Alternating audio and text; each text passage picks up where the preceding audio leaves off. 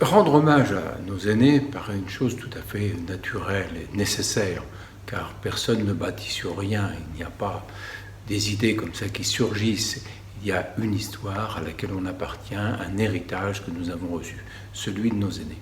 Et puis ceux qu'on admire, évidemment on a envie de les mettre dans une sorte de panthéon.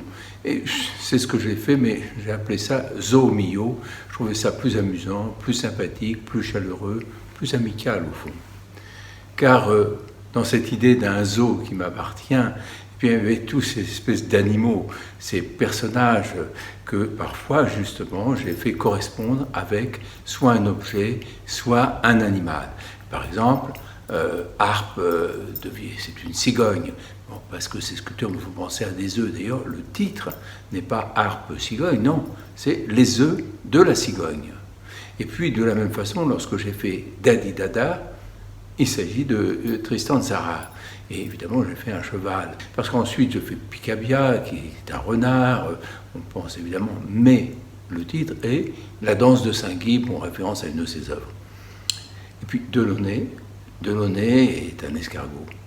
Non pas parce que c'est un homme trop lent, mais parce que l'escargot, c'est sa coquille, fait penser évidemment à ces cercles plus ou moins concentriques, divisés, cette sorte de spirale que créent les couleurs chez lui, ce dynamisme, ce qui a été appelé orphisme par Apollinaire. Lorsque je suis passé à d'autres personnages que des personnages de l'art, comme Albert Einstein, évidemment, j'ai fait associer un lapin. J'ai pensé à la vitesse, évidemment, et puis le titre qui m'amusait, c'était l'orientation des oreilles, parce que dans les dessins animés, évidemment, si le lapin file très vite, évidemment, c'est avec des oreilles. Puis on voit Albert Einstein sur un vélo, donc ce qui paraît un peu paradoxal.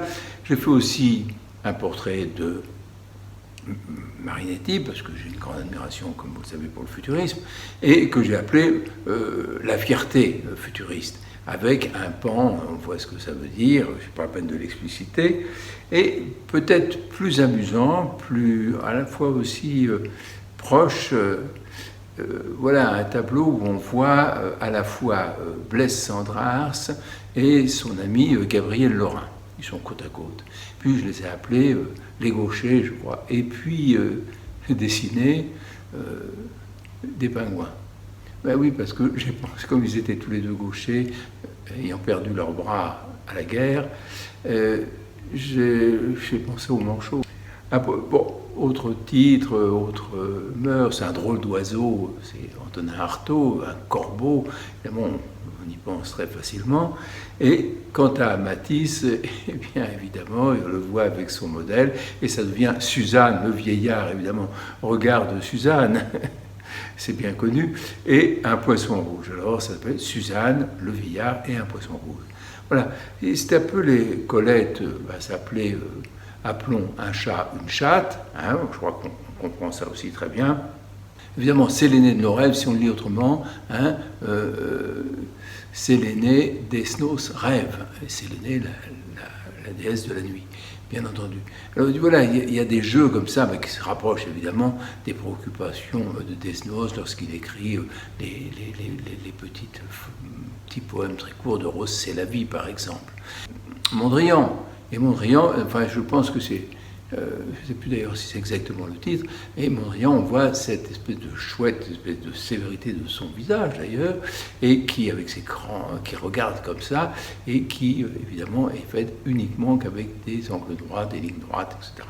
Voilà, donc ça c'est l'esprit. Et puis, par exemple, Malevich, évidemment, le porteur du signe suprématiste, est là, à côté de moi, comme on peut le voir. Alors, de tous ces tableaux, évidemment, à partir d'une très très longue série, peut-être, je ne sais pas, 40, 50 tableaux, je pense plutôt 50 que 40, et un galeriste voit ça et s'y intéresse. Et alors, évidemment, qu'est-ce qu'il voudrait faire l'exposition? Il en choisit de nombreux qu'il m'achète, et puis finalement, il rejette le Desnos. Parce que pas assez messac en quelque sorte, pas assez de côté un peu photographique de la chose. Et pourtant, c'est un tableau que moi, j'adore, que j'aime particulièrement. Il me sera emprunté par la Villa Tamaris pour une exposition d'été qui s'appelle « C'est la nuit ».